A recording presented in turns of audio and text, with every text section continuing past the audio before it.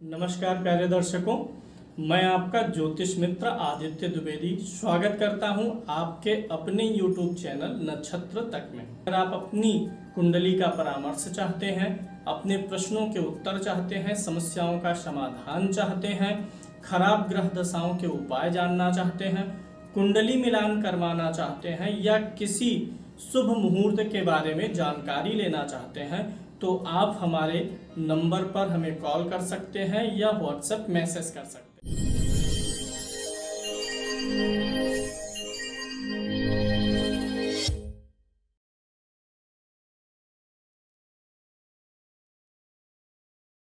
चलिए आज बात करेंगे राहु केतु से बनने वाले राजयोग के बारे में। राहु केतु दो ऐसे ग्रह हैं जो छद्म ग्रह हैं, छाया ग्रह हैं। इनको आप बोल सकते हैं कि ये उत्प्रेरक हैं। आप साइंस में पढ़े रहे होंगे कि एक ऐसा पदार्थ होता है उत्प्रेरक, जिसके साथ मिलता है उसकी क्रिया को, अभिक्रिया को बढ़ा देता है। तो राहु केतु जिसके साथ होते हैं उसके अच्छे या बुरे प्रभाव को बढ़ाने का काम करते हैं। तो यहाँ पर राहु केतु से बनने वाले राजयोग के बारे में दो सूत्र चलेंगे। पहला है कि अगर राहु या केतु त्रिकोण के स्वामी के साथ केंद्र में हो तो योग बनेगा, या केंद्र के स्वामी के साथ त्रिकोण में हो। बिल्कुल कठिन नहीं है, आपको बिल्कुल समझ में आएगा। आपको ज्योतिष नहीं आती है तो भी समझ में आएगा, बस आप बने रहिए और कार्यक्रम देखते रहिए। सबसे पहले यहाँ पर आप देखिए दो चीज़ों की ज़रूरत पड़ रही है। त्रिकोण और केंद्र का नाम लिया गया है। तो सबसे पहले समझेंगे कि केंद्र किसको कहते हैं। जो कुंडली का पहला घर होता है, आपकी कुंडली होगी, लग्न कुंडली लिखा होगा कहीं पर, वहीं लग्न कुंडली के नीचे जब आप देखेंगे तो पहला जो स्क्वायर चतुर्भुज होता है वह आपका पहला घर होता है। पहला घर जो होता है वह केंद्र और त्रिकोण दोनों में आता है। तो यहाँ पर जो आपका पहला घर होगा, यहाँ कोई भी गिनती लिखी हो सकती है 1 से 12 तक। ऐसा नहीं है कि जहाँ 1 नंबर की गिनती लिखी है वही पहला घर है। पहला घर हमेशा फिक्स होगा, यही पहला चतुर्भुज पहला घर होता है।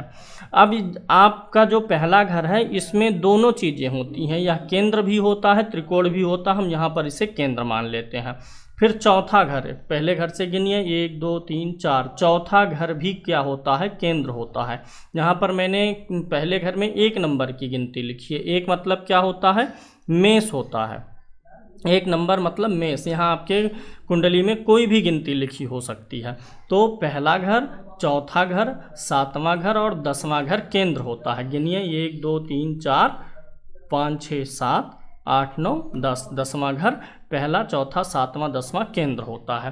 त्रिकोण यहाँ पर किसे मान लेंगे, 5वें घर को और 9वें घर को त्रिकोण लेंगे। पहला घर भी त्रिकोण होता है। तो कुंडली में सबसे शुभ घर केंद्र पहला घर होता है, क्योंकि इसमें केंद्र और त्रिकोण दोनों चीज़ें का गुण होता है। तो 1 2 3 4 5वां घर त्रिकोण होगा, 6 7 8 9वां घर त्रिकोण है। तो पहले आप जान लीजिए कि कौन केंद्र है, कौन त्रिकोण है। अब आपको क्या करना है, आपकी कुंडली में आपको ये पता करना है कि केंद्र जो है उसका स्वामी कौन है और त्रिकोण का स्वामी कौन है। बहुत ही आसान है। आप अपनी कुंडली सामने रखें और देखिए कि पहले घर में कौन सी गिनती लिखी हुई है। पहले घर में जो गिनती लिखी हुई है उसको यहाँ से मैच कराइए और उसका स्वामी कौन है आपको पता चलेगा। यहाँ 1 नंबर है तो यहाँ का स्वामी कौन हुआ, पहले घर का स्वामी कौन है, मंगल है। ऐसे अगर यहाँ आपके पहले घर में 5 लिखा होगा, स्वामी कौन है, सूर्य। 6 लिखा होगा तो कौन है, बुध।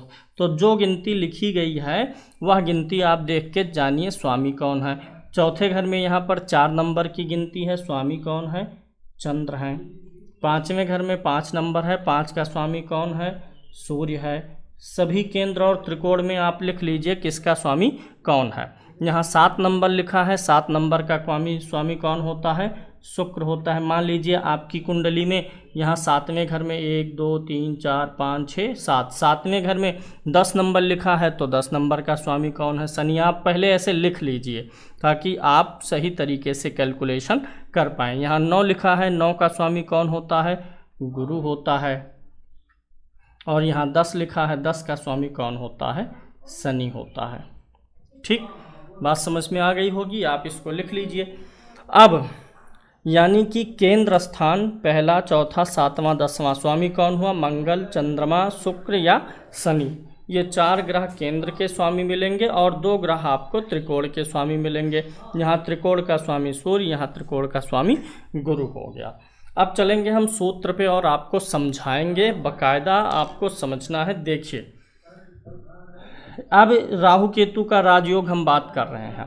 आपके केंद्र का स्वामी कौन हो गया, आप अलग से लिख लीजिए, मैं लिख करके आपको अलग से समझा रहा हूँ, ध्यान से देखिए।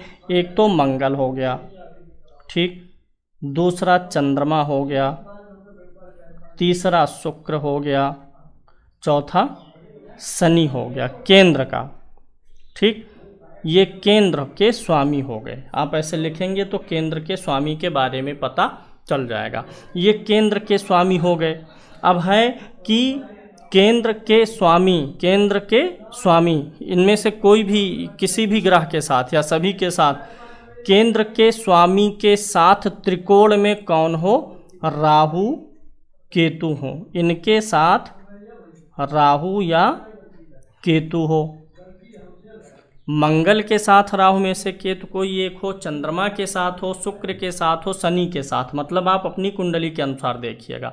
इनके साथ में किसी भी ग्रह के साथ राहु केतु हो या इनमें से एक के अधिक के साथ राहु केतु हो, कहाँ हो, त्रिकोण में। त्रिकोण कौन सा हुआ, यानी 5वें घर में हो या 9वें घर में हो तो राजयोग बनेगा। बात फिर से समझ लीजिए। जो केंद्र के स्वामी आप निकाल लीजिए, इस गिनती को देख करके उनको नोट कर लीजिए। अब जो ग्रह आपके आएंगे 4 ग्रह, उन 4 ग्रहों में किसी के साथ राहु या केतु किस घर में हो, 5वें घर में हो या 9वें घर में हो। यहीं से आप गिन लेंगे, 5वें या 9वें घर में केंद्र के स्वामी के साथ त्रिकोण में राहु केतु हो तो राजयोग होता है। अब दूसरे सूत्र पर चलेंगे। अब देखिए, दूसरा सूत्र यह है कि त्रिकोण के स्वामी के साथ केंद्र में हो। तो त्रिकोण का स्वामी कौन है, आप अपनी कुंडली में 5वां घर गिनिए, 1 2 3 4, 5वां घर ये हो गया और 9वां घर 5 6 7 8 9, 9वां घर। इन दोनों घरों में कौन सी गिनती लिखी है यह देख लीजिए। 5वें घर में 5 नंबर की गिनती है, यानी 5वें घर का स्वामी कौन हुआ है, सूर्य है। 5वें घर का स्वामी सूर्य। 9वें घर का स्वामी कौन है, 9 नंबर की गिनती लिखी है, 9 नंबर का स्वामी कौन होता है, गुरु होता है। यानी कि आपके कुंडली में त्रिकोण के स्वामी कौन हुए, सूर्य और गुरु। अब सूर्य और गुरु के साथ कौन हो, राहु हो या केतु हो। आपकी कुंडली में ये ग्रह अलग आएंगे, हर एक कुंडली में अलग अलग होंगे। यहाँ मेष लग्न की कुंडली मैंने ली है, अगर यहाँ वृष हो जाएगा तो ग्रह बदल जाएंगे। 1 से 12 के बीच में अलग अलग गिनतियाँ होंगी। मैं सुविधा के लिए लिख दिया हूँ, आप टैली करा लीजिएगा। अब 5वें घर का स्वामी सूर्य, 9वें घर का स्वामी गुरु, इनके साथ राहु केतु हो। कहाँ हो, केंद्र में हो। त्रिकोण के स्वामी के साथ, त्रिकोण के स्वामी के साथ केंद्र में राहु केतु हो तो राजयोग बनेगा। अब चलिए उदाहरण ले लेते हैं। अब यानी सूर्य के साथ में या गुरु के साथ में राहु केतु पहले, चौथे, 7वें या 10वें घर में हो। अब मान लीजिए इस कुंडली में, जो कुंडली आपके सामने है, ये पहले घर का स्वामी कौन हुआ, मंगल हुआ, और मंगल लिखा रहे यहाँ पर और यहीं राहु रहे, तब राजयोग हुआ। कैसे, देखिए ये पहला घर क्या हुआ, केंद्र हुआ। केंद्र हुआ, इस केंद्र में कौन सी गिनती है, 1, 1 का स्वामी कौन हुआ, मंगल। यानी ये केंद्र के स्वामी मंगल के साथ में राहु कहाँ बैठा है, त्रिकोण में बैठा है। अब मान लीजिए यहाँ 5 नंबर है, 5 नंबर की गिनती का स्वामी कौन है, सूर्य, और सूर्य इस घर में ना हो। 5 नंबर की गिनती त्रिकोण है, सूर्य हुआ स्वामी और सूर्य केंद्र में बैठ जाए। सूर्य इसका स्वामी हुआ, सूर्य केंद्र में बैठे और साथ में राहु या केतु हो जाए तो राजयोग बनता है। ठीक, यानी कि ये ग्रह जो है अपने घर में नहीं रहेंगे। पहले का स्वामी मंगल, यानी मंगल इस घर में नहीं रहेगा। मंगल पहले का स्वामी, चौथे का स्वामी, 7वें का स्वामी, 10वें का स्वामी 5वें या 9वें में हो राहु के साथ, और 5वें या 9वें का जो स्वामी है वह इन चारों घरों में हो राहु केतु के साथ, तो राजयोग बनेगा, अच्छा राजयोग बनेगा।